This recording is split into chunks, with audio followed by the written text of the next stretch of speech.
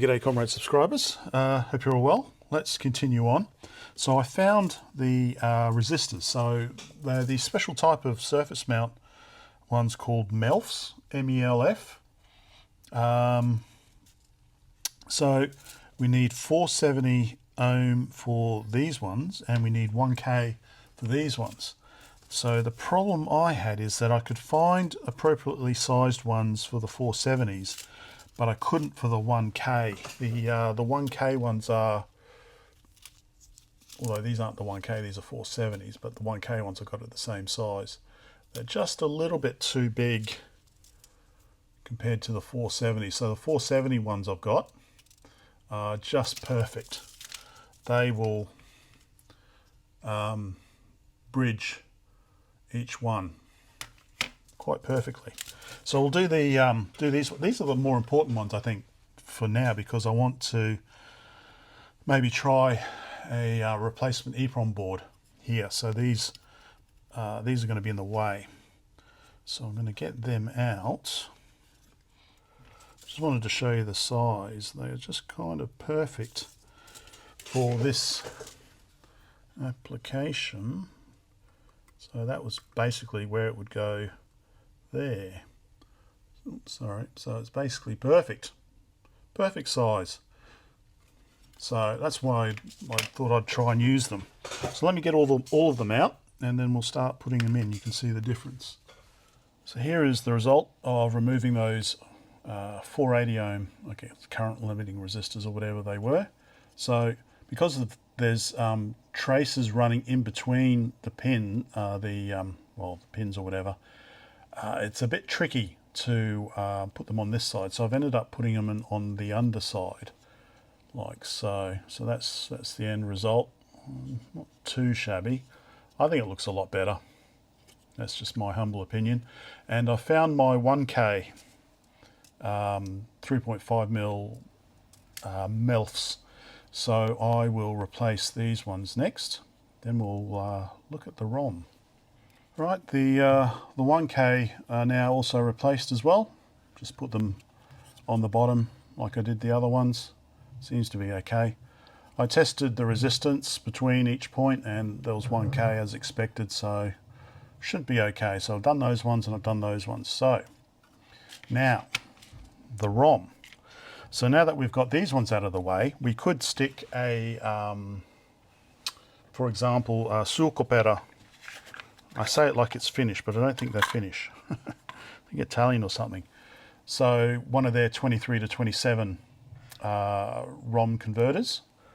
So that, for example, okay, this is probably a bit big. So if I was probably doing this for real, I wouldn't have the socket, because it probably is a bit too much height.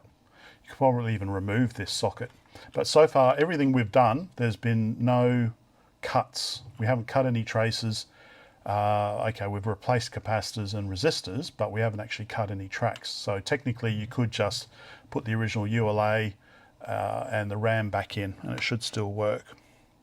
So yeah, so this is just one idea. You can stick that in there, and now that you've removed the resistors, there is probably a bit more room. Or there is the ROM-L, I think. Let me find that. Here we go, found them. So we'll use this one. Pretty neat. So these are by Retro Innovations. Go for retro.com, I believe. So these are pinned for 2364. So these will go straight in. So you can either ask them to program them for you. You supply the images, or you can program them yourself if you've got a 27 to 23 converter. You can design one. It's not too difficult. So that will go in there like that. So that's perfect. Look how small that is. So that's one option. But if you just want to replace, say, the BASIC with one of the modern versions that are faster, such as the Big Bang BASIC, or the there's the one that's all got all the error fixes in it, and you just want to stick another 8K ROM in, then it actually doesn't look to be too difficult. So you can see you've got a a 28 pin socket, so a 2764 will fit in there, and there's just 3 pins that you need to lift up. You don't have, and again, you don't need to cut any tracks. I think you can just hook off the required signals on the board, but this is a quick overview. So this is the pin out of the ROM socket, and you can see they've duplicated, I always want to say duplicate, like the Finns say it, duplicated the A12 signal up here. So that's where it is for the 2760, well, for all the 27 series. It's on here for the 2364, but that's actually A11. So we just need to lift up pin 20, 22 and 23 out of the socket and just wire them differently. So pin 20 needs to go to chip enable. Pin 22, that's output enable, so we can just tie that to ground, and pin 23 is actually A11, so we need to just tie that down to where pin 20 is. But we don't actually need to connect it to the pins, because I do believe, so that's where chip enable is, that resistor there, so we can just solder a wire to there to get chip enable, and I think this via here is A11. So you can just suck out the solder, or you could just heat it up and stick a wire in, and then connect it to the leg. So we'll try that. So there's a few options. There's an assembler, so it'll boot up into an assembler. There's a couple of versions of BASIC that have been improved, speeded up, things like that. There's a couple of versions of Forth. So let's try. I think I've got Pluri-Forth I've downloaded. So that's a 4K image. Yeah. So, and that's the other thing. You can use, I think you should be able to use a 2764, 128, 256 or a 512, because these pins up here are all tied to 5 volts. So these are the additional, say, address pins on the larger EPROMs. So because you can get the 256 and the 512 new still, you know, they might be easier to obtain. You can just use one of those as well if you just want to stick in an 8K image and you don't want to worry about having to select different banks, because these additional addresses are just tied high. So I might actually do a 27256, and it just means, well, you can either make sure you've got to stick the image in the right location in the ROM, or you can just duplicate the image. That way you don't have to worry about it. So we'll do Pluri-Forth. We'll try that in a 27256 and pull these up. Here is the end result. So I ended up just doing the 2 pins. So we've got chip enable going to here, although really I could probably just have hooked it over to there, really. I've got A11 going to here, and I've decided for the output enable, just leave it in the socket. So that's connected to chip enable. Like I said, I could probably have just run that to there, so I don't need it over to there. So maybe, anyway. So that's it. Pretty simple, really, just 2 pins. We'll give it a try.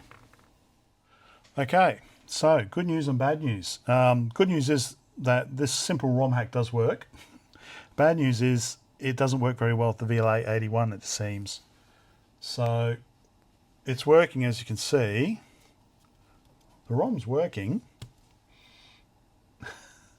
So I've actually had to do screen recording, because at the moment I've got I've got the baseband video output going into a composite to HDMI converter into a USB converter, and then capturing on QuickTime Player. So on the VLA there are 2 settings we can do. So we've got video mode. So at the moment I've got dip switch 1 set to off, which is 1 volt peak to peak in the 75 ohms. We can do extended sync level, which doesn't seem to help. If anything, it's worse, I think. And at the moment, we've got switch 2, which is the back porch. So we've got back porch enabled. So if we go switch it off, so back porch is, so back porch is disabled. There's nothing. But what about if we go extended sync level?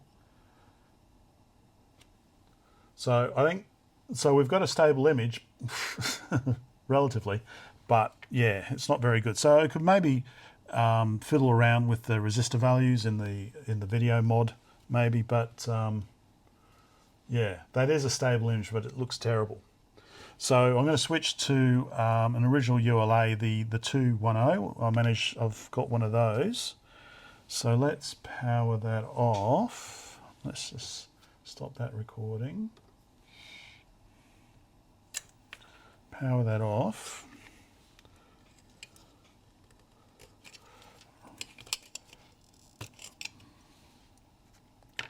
And put the ULA in.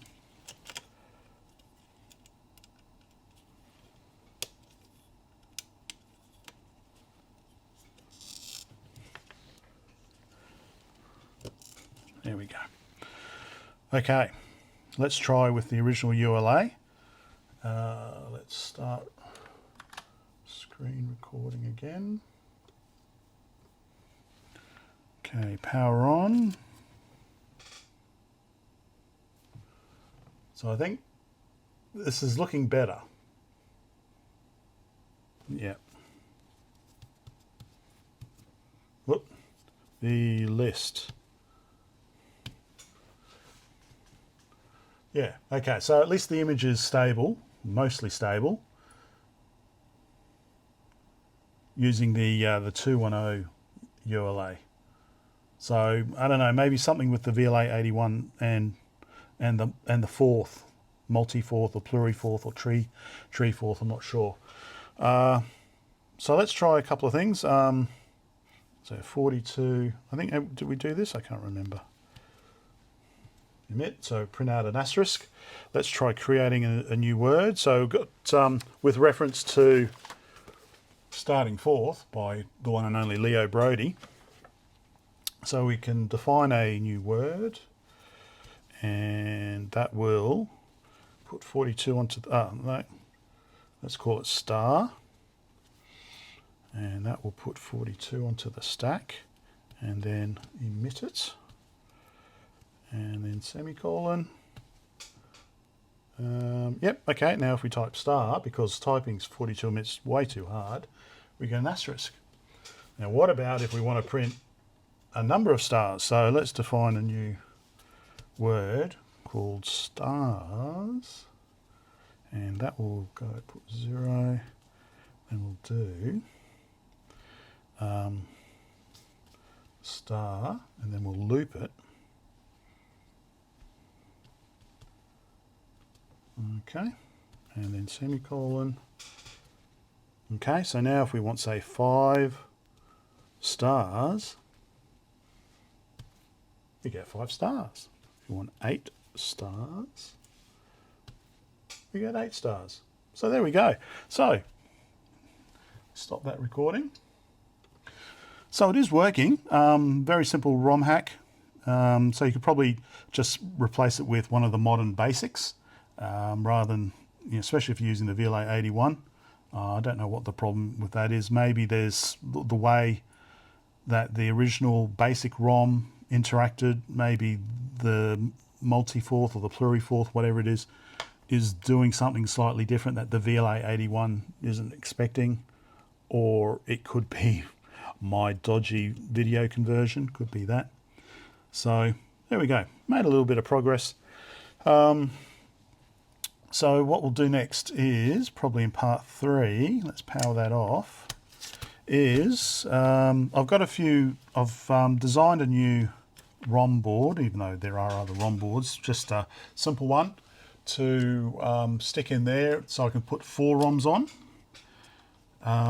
with a little dip switch to select them. So that should fit in there nicely now that we've removed those resistors.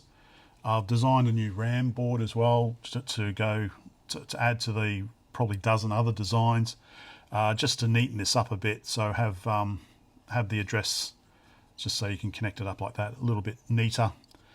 And yeah, sorted out the keyboard, my keyboard design, and the joypad. So that'll take a couple of weeks to get them. So we'll have another look at it then. Okay, hopefully that was of some interest. Any advice, let me know. Bye for now.